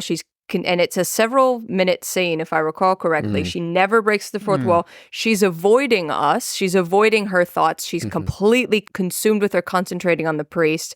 And I think that whether for better or for worse, both of these instances are her managing to get away from her intrusive thoughts, at least for a moment. It's something that she doesn't want to have to think about, so she runs away from it and manages to not think about it. And it's in the confessional, it's something she wants to say, okay, you know what? I want this thing, and if I let this conscience, or if I look at it or think about it for a moment, I'm going to lose my nerve, or I'm going to lose the feeling, the everything that I want to be getting from this moment. And so I think that those moments are almost paired to me. The function is different, but the effect is quite similar in terms of like, I'm actually just ignoring this right now, which it's interesting, right? The control is it good if we just like push away our thoughts and I can't hear you. So the terminology is quite fluid. Maybe some would say, well, she has lost control, even if she's not thinking about it. The ability to think about it and face it is control. But I think that both of them are certainly showing that facing it or not is what she's in control of at the moment. Well, you guys both are using the term intrusive thoughts, and I love that because that word inherently suggests not her control. They are intruding. They're not invited or prompted by. But if she's not eyeballing them, right? If she's not looking them/us in the eye. I agree with your analysis about what it means when we are not having the asides, when she's not breaking the fourth wall, that it's showing her, I guess, more present. But in the first season, it felt like she was very much in control of whenever she wanted to look at us and what she wanted us to know and not know. You're talking about control of the narrative. So not only is she the step up from High Fidelity, on the spectrum where High Fidelity is a 7, what makes Fleabag higher up that spectrum is, to your point, Stu, she's placing the camera. She's placing us. And it will often switch very quickly. She always knows where we are. She's putting us where she wants us to be. Whereas I feel that with Rob in High Fidelity, the camera where we are located when she talks to us doesn't move very much, and she doesn't appear to be placing us with the same amount of precision. And so here it just feels like she's losing control of it. The thing that made me really gasp when I watched this episode for the first time, when I first saw it, is if the hot priest can see it, everyone else can see it and no one's noticed. And if the hot priest can see her and she's just disappearing into her mind or whatever, I suddenly felt, oh my God, am I Fleabag's mental illness? Is what my experience was. That feels like 3 very large questions piled on top of each other wearing a trench coat. You're my mental illness, if that makes you feel any better. I am Stu's mental illness. I think there's a difference, right, between seeing and understanding. So if you're saying that the hot priest doing this proves that everyone else sees it and just shrugs it off, then I do think there's either it's because they don't quote unquote see Fleabag, they don't understand her, or they don't have intrusive thoughts and they sort of write off the fact that she does. Well, he doesn't understand it. He keeps asking, where are you going? What are you? He's trying to understand, yes, right? Yeah. As opposed to, and I'll argue that by the finale, he does. Yeah, absolutely. And, so I watched this last night and Anna and I went on a bit of a YouTube rabbit hole afterwards and saw Phoebe Waller-Bridge's opening from SNL. Fleabag came from a very personal place for me. It began as a way to get Andrew Scott to dress up as a priest and tell me that he loves me. It took me 6 years and 2 seasons to achieve it, but I did it. Yeah, I don't care about awards, I just want gay men to love me. I called the character Priest in the script, but everyone started calling him Hot Priest. Obviously, Andrew is hot, but this priest character caused such a hornstorm. Andrew and I were trying to figure out what it was about him that was driving women so mental. And we boiled it down and realized it was because he was doing this one thing: listening.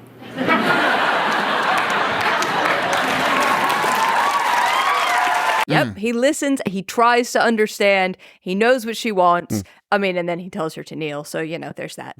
But yeah, absolutely, he listens in a way that nobody else in her life other than Boo has done. Yeah, which goes to your point that whether or not Boo barreling is intentional or not, if it was, it speaks to that she was the only other person who may see Fleabag communing with us. Boo's all flashback. I haven't rewatched the first season, but we only ever see Blue in Fleabag's memory. So it feels like, it's a representation of their closeness. Yeah, so I agree with that. It's just I don't think it's Boo. If we were somehow, there was a prequel series, Fleabag Year Zero, I'm not sure Boo would be looking at the camera. But I think the idea is that whether it's in her memory or not, or whether the fact that like Fleabag still clearly had some mental issues and was haunted by guilt. The flashback that we get to Boo is while Fleabag is sleeping with her boyfriend and Boo doesn't know it, right? And Fleabag is haunted by guilt for what she's done, and Boo did understand her. So even if the idea is that it's still, Fleabag's impression of Boo understanding her and knowing her intrusive thoughts about like, I'm cheating on you with your boyfriend. You're like, why would I do this? I'm a terrible person. I think that's still representative of that. And in some similar ways, I think some people would argue, I'm not sure I would, that the painting falling, for example, is God breaking the fourth wall to the priest. The effect is also on Fleabag, but I think that the show does play with it a little bit. Again, it smashes it here, and I think it finds a couple of other ways to tweak it with the painting and with Boo breaking it, even in a flashback. So, Stu, you've made the observation, I'm not sure if you've made it in this recording, that Fleabag only talks to us when she wants something of us. And there's one final moment in this episode where we've come out of the flashback. It does a really impressive match cut of Fleabag sitting on her parents' bed in sunlight to Fleabag sitting in a church pew at night. And Fleabag looks at us just before she kneels down to pray. And I'm wondering, what do you guys... How do we interpret that moment? Yes. Look at me, I'm about to pray. The episode also ends with Fleabag looking at us and not saying anything. If they're her intrusive thoughts, I think that it's asking not just for understanding, but for forgiveness. And I've also seen the argument that the fourth wall break is her talking to Boo, the way that some people talk to loved ones who have passed, whether you go to the graveside or whether you talk out loud or whether you do it in your head. And that's not a theory that I fully subscribe to. I do think it's interesting, but I don't subscribe to it. But I do think that if she will never be able to get forgiveness from Boo, and she's attempting to be able to forgive herself. And I think whether it's intrusive thoughts, whether you think that there is, some unknown, unseen audience that she understands is there, the same way that, sometimes people write autobiographies or whatnot. I think that she's looking for forgiveness. I think I'm going to build off that because you're right that I've said not just about Fleabag, but all the episodes, the characters talk to the audience when they want something. I think that is affected by how much control they have over that telling. And I think what is interesting about what the characters say in Abbott Elementary reflects the fact that they know they are talking to the camera. They know they're talking to a documentary crew that is going to inform how they say and how they want to present themselves. There's a consciousness to it. Similarly, High Fidelity there is a consciousness of what she is saying, even if it is an internal narrator, that she has control over the story that she is being told. Fleabag is interesting because I think early on, she definitely wants us to think better of her, right? But then if we come to this realization that part of her intrusive thoughts, to use the term that we've been using, comes from trauma, right? One, that she's a character that's impulsive, but then that has created a situation of trauma that she's wanting forgiveness. Then what she wants from the audience isn't anywhere near as conscious of what the other characters in the other films and shows that we've looked at, including the voiceover episodes, right? She is acting just as impulsively, and that reflects more of a deeper, to use the terminology, it's a need, not a want, right? So she's got a need for forgiveness. And part of even her commenting on look at his arms, about the priest at the beginning, look at his neck, is about forgive me, he is really hot. I can't help myself, can I? Right? Is that's a need, not a conscious want. So I think, when characters speak when they want something, because also characters speak when they need something. I mean, it's such a weird dichotomy, need versus want. I like it because you can basically inject it with your own shit. She isn't pursuing a conscious agenda in the same way that I think Jack in Fight Club is, right? I think it's a more subconscious agenda. And that's reflected by her control. And this moment in particular, where she's kind of beginning to lose control, makes us reflect and changes, particularly for the final sequences, what we think of her. And then how we kind of portray that. And look, the fact that she's kind of impulsive and speaks her mind to the audience is kind of what makes her humor like fun and transgressive, right? All right, a couple of questions. I agree that her asides are impulsive and a reflection of intrusive thoughts, but I don't think we are her. I feel that she's performative and she's sharing them with someone outside herself. I don't think it's Deadpool level where she knows she's in a TV show. But the fact that she places us at different physical locations around the room so that she has to physically turn to look at us makes me, I don't know. I do think she wants an external forgiveness. She's trying to forgive herself, but I think she believes she can't do it without someone. And I think that it is a slightly more ethereal someone. I don't believe she knows, oh, I'm in a TV show and I'm asking the audience. Yeah. But I do think that there is some metatextual sleight of hand that's going on there of us being representative of her desperately seeking other people in her life to validate her. Yeah, and that moment where she looks at us before she gets down to pray, I felt very strongly that she was asking for us not to judge her because she's like an atheist and, has been playing, back and forth about religion and stuff with a hot priest for 3 episodes and, is suddenly feeling compelled to pray. And she looks at us asking something of us. Yeah. I mean, I think it has a different effect. I mean, who is the audience in the staged version of this? And you've seen it, Mel, but we've seen soliloquies in shows before, right? There's a long history of soliloquy. Are they talking to the audience? Yeah, in that, it's much more of a let me tell you this story that happened. And she doesn't say, you, the 100 audience people assembled here tonight. But it feels very much like, oh, I'm at a party and I'm telling a story. And let me tell you this story. Oh, my God, you won't believe. Some people in a stage play, even if it's a one-person show, they're talking, to the back wall. She's looking at the audience members as she talks in a lot of the scenes. So it's more of a stand-up type of presentation than some one-person plays are, for sure. There's a really excellent analysis that it's only a 10-minute YouTube video of someone doing a compare and contrast between the stage show and various moments from season 1. And some of them are just, she's obviously done that stage show for years and got great success, and the delivery is identical.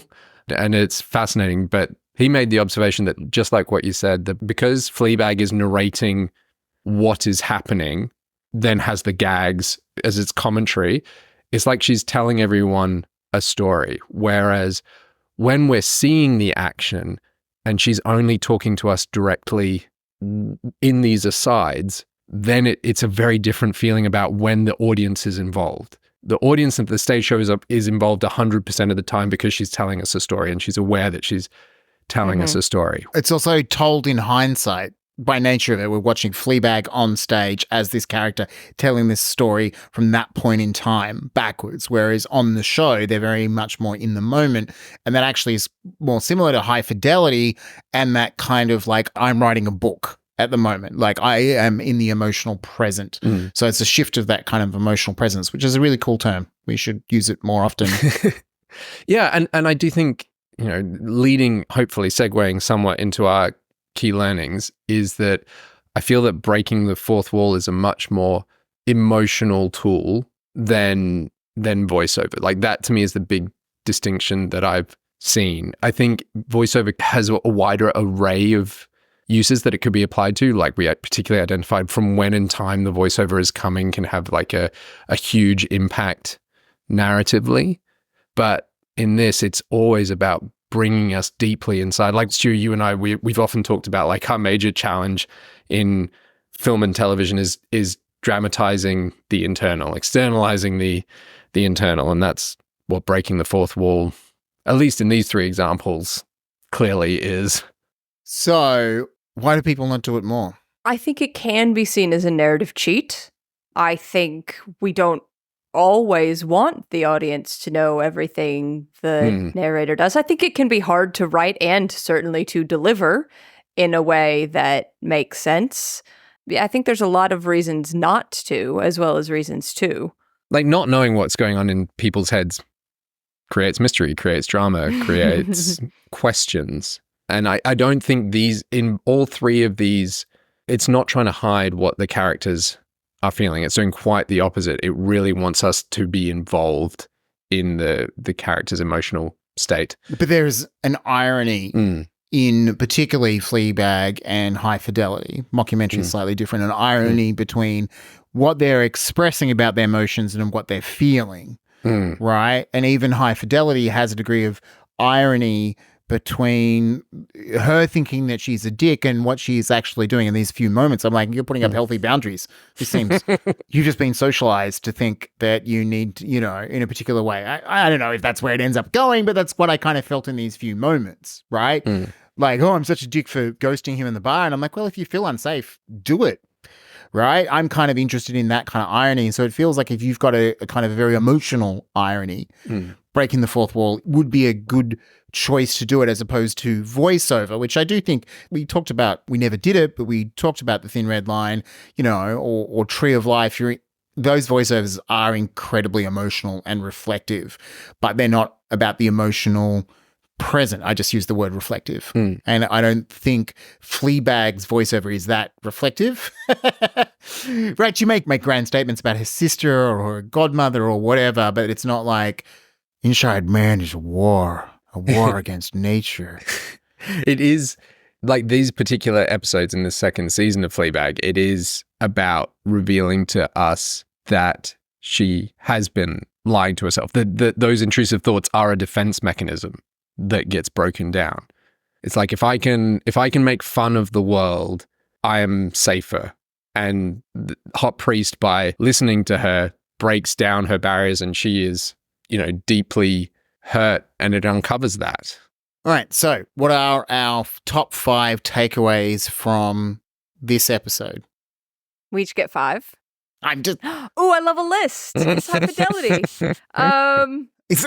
You're like, that's number 1. Takeaways. Number 1, I can break the fourth wall. I think I really like the idea that not every moment has to fit what the world rules are. You can have tiny, cheeky little things like the moment with Boo, the moment in High Fidelity where the music's diegetic, the moment where the student breaks the fourth wall in Abbott Elementary, which doesn't really happen very often. You can still have a little bit more formal, as in form, fun with something like this than you can in a sort of otherwise strict sitcom setup. So that would be 1. I think 2, anytime you could get Andrew Scott to, star in your thing, that's probably great. You should take advantage of that. 3, I think you don't always have to be clear about it, right? You don't have to.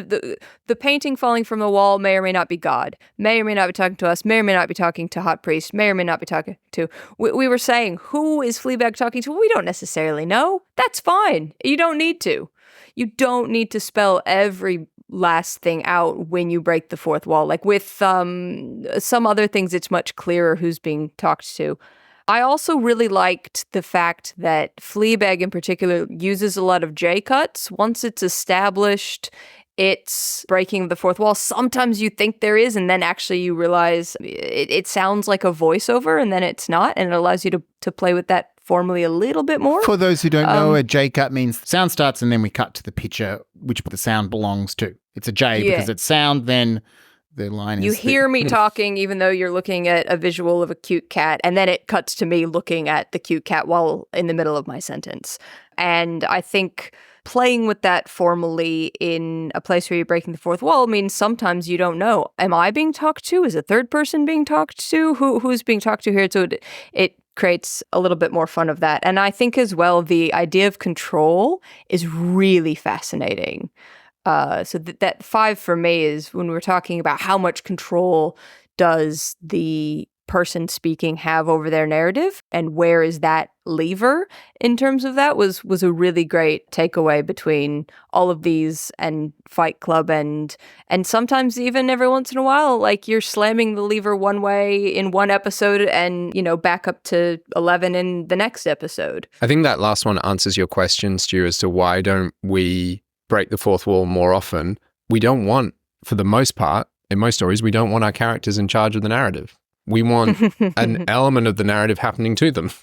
Which is a little bit different because I would say soliloquies are far more common in theatre. Even modern theatre seems to have an awareness. I mean, maybe it's just because, you know, they're quote unquote breaking a leg, to actually use the source of the terminology. You know, there's always part of the performance is projecting your performance for an audience, right? Yeah.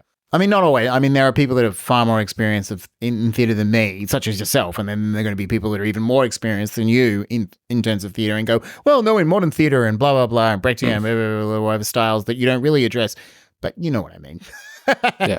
I would say most theatre, and I've done immersive theatre where you walk around in an environment and the actors are performing the scenes meters from you and you can kind of walk around. There is a degree of kind of immersive theatre that still is aware that it's performing for an audience that I think isn't necessarily an inherent part of the medium of cinema.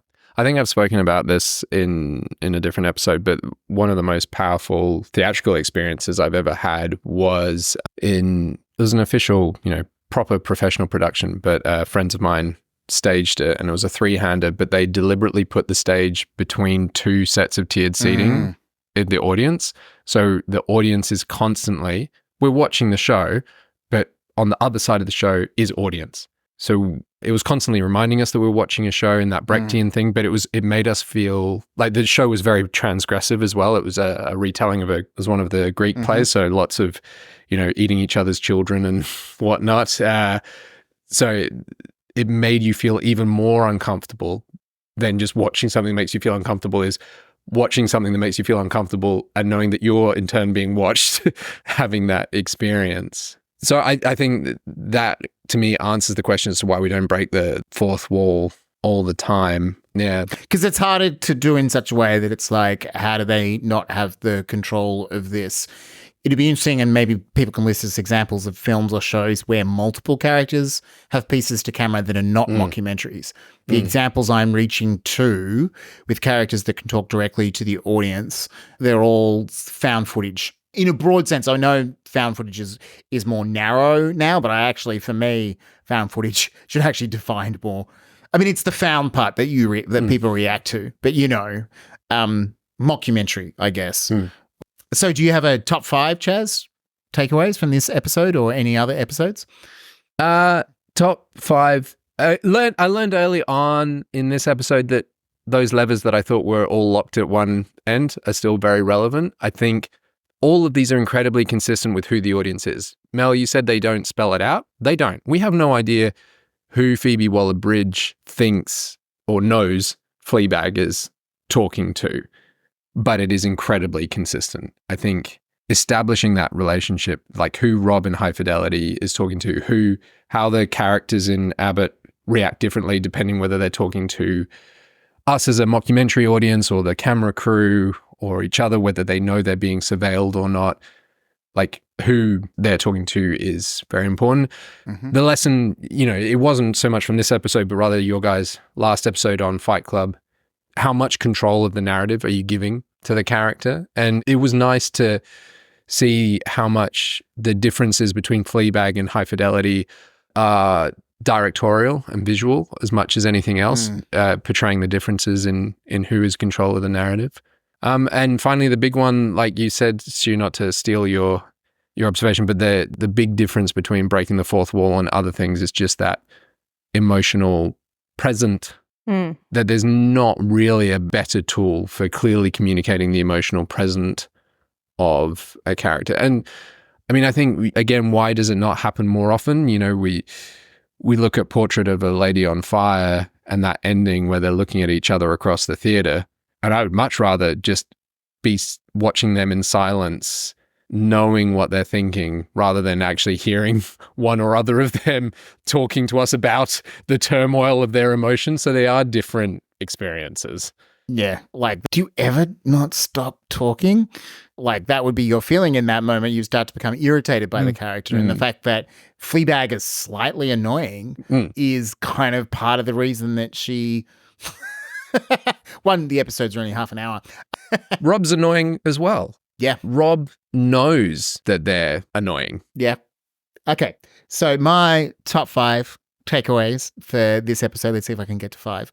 One is obviously the control of the narrative ended up proving a really useful tool, but the way that then that relates to how the character speaks, that's kind of observation 2 that I think is really useful. This idea that whether on the want versus need spectrum, the awareness the character says of what they're saying is affected by how much control they have over the narrative, right? The more control over the narrative, the more that they're kind of speaking with at least a surface agenda. There may be a quote unquote subtext to that, but whereas I think the less control they have, the more it's kind of reflective of inner desire, maybe.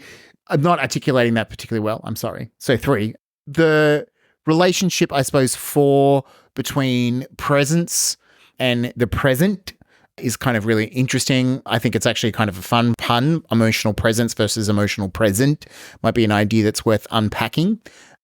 And 5, I had it. I should have written it down. Nope.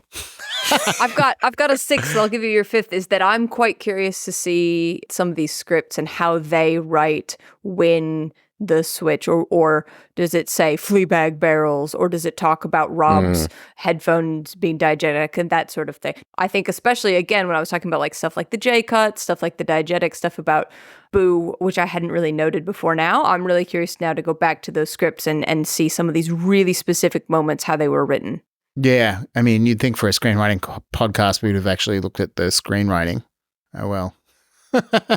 Not all the scripts are available. I'm pretty sure I tried to find that high fidelity script and maybe I just wasn't looking in the right place, but a lot of TV scripts aren't available unless they've been submitted for Emmys. Yep. And I think the Fleabag one that is floating around is season 2, episode 1, that you actually otherwise have to buy the scriptures, which I have had on my Christmas list for like 3 years and it still hasn't gotten it for Christmas. This might be the year. Hopefully Emma will listen to that. Thanks, as always, to our amazing patrons who bring you more Draft Zero more often. In particular, Alexandra, Jen, Jesse, Laurie, Crob, Lily, Malay, Paolo, Randy, Sandra, Thies, and Thomas. And thanks to you both for holding the fort while I went away.